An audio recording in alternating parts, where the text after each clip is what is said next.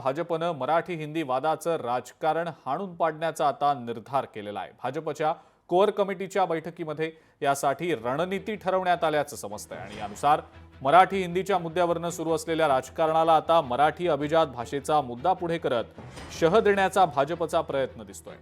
मराठी भाषेला अभिजात दर्जा देण्याचा निर्णय पंतप्रधान नरेंद्र मोदींच्यामुळे झालाय। ही गोष्ट भाजप आता लोकांपर्यंत पोहोचवणार आहे।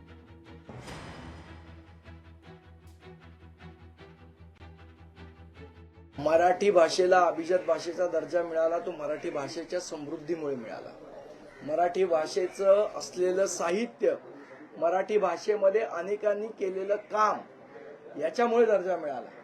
कुणाचेही मराठी भाषेला अभिजात भाषेचा दर्जा देऊन कुणाला जर वाटत असेल आपण मराठी भाषेवर उपकार केलाय, तर माझं त्यांना आव्हान आहे की हिंमत असेल तर त्यांनी गुजराती भाषेला अभिजात भाषेचा दर्जा देऊन दाखवावा।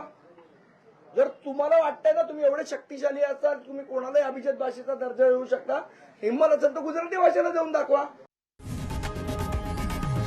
लोकशाही मराठी ऐका, पहा, जागरूक रहा।